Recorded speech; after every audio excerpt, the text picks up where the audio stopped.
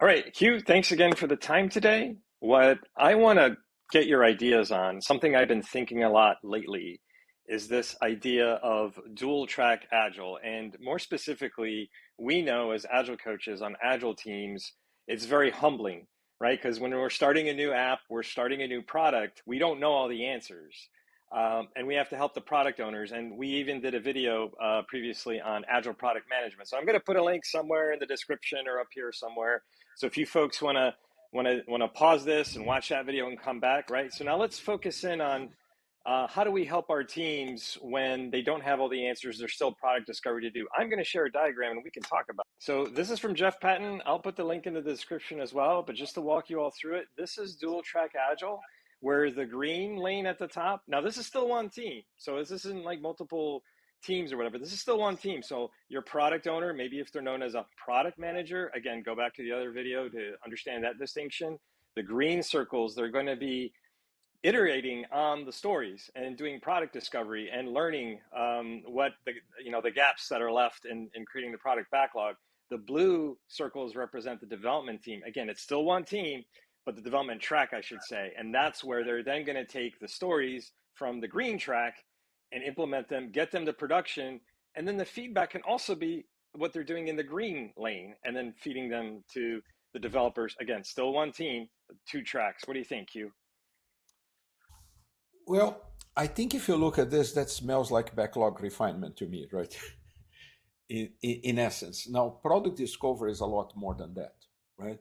Because what I see in there is okay, I'm iterating user stories. That is already a lower level than discovery. Discovery is basically saying, we think there is a need for this product or for this thingy, we call it feature, right? Sometimes in the Mm-hmm. product. And that you don't even think about stories at that point. You are Mm-hmm. thinking about the outcomes and the strategy to get there. Mm-hmm. Outcomes. So Yep. Is it I, viable? Is I it feasible? yeah, if it's viable, it's feasible. I think in here you're more like, okay, I think that's what people want, and let's make it digestible so the people who can build it can actually understand what we're supposed to be doing, right? Mm-hmm. So I think this is one level closer to execution than a product discovery actually. What I see as a product discovery fits, right? Product discovery for me is like, okay, we get a lot of feedback from the users that we should be doing X, right?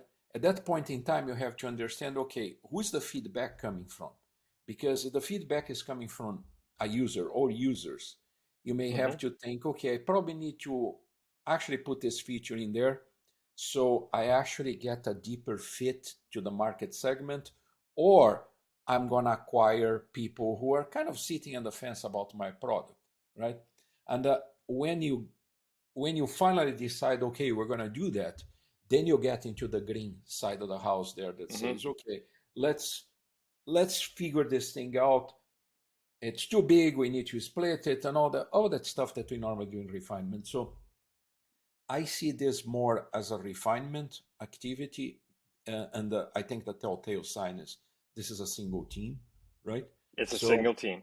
yeah, it can be actually something very exploratory. Maybe you actually not going for a product. You're just trying to create a proof of concept and show to Yep. a few people and etc. Right?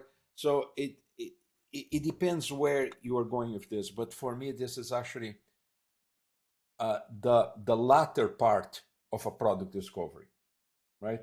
I mean, you I you think may be creating a prototype, but you already kind of figure out what your market segment is and what outcomes you want.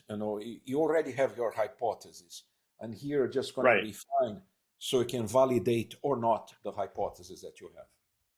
And I think the other key, again, because this is one team, we've been emphasizing that it looks like it could be two teams. It's not. I think this is where the developer on your team that's like the tech lead, that person could be the one in both lanes, right? So as the product owner is working on the stories, we're doing it side by side with the tech lead, because the tech lead's going to say what's feasible or not, right? And kind of help.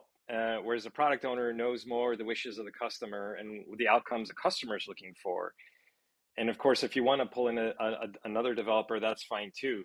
But this is where I think the tech lead, whoever that is on this small team, would probably be the bridge or doing both the green and the blue lane simultaneously. Yeah, if you're talking on a feasibility point of view, yes. Yeah. The most experienced person on that team, and I think we're veering too much into the software territory, but most of our audience is probably in the IT industry, right?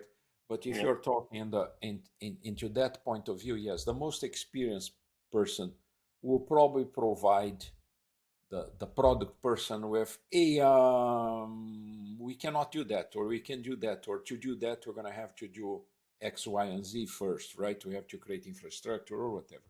Hmm. So yeah, it's still part of refinement, right? I would actually say you could even say this is pre-refinement because not involving the whole Hmm. team, right? Right. But the point of the matter is, okay, so this is your wish. Now I can tell you this is wishful thinking, it's never going to happen, at least with the technology we have right now. Or if it's going to happen, this is what needs to happen before we actually can execute your idea and then submit for feedback. Excellent. Thanks again, Q. And folks, what do you all think? Put something in the comments. Here's our closing slide. You can reach out to us. We've got Q and I wrote books. We've got our different social media outlets you can reach us at. Q does Scrum sessions first Thursday every month. Check that out. Thanks again. Please like and subscribe, and we'll do more of these videos. And that's the way you give us feedback that you find value in this. So thanks a lot, and we'll see you next time. Thank you.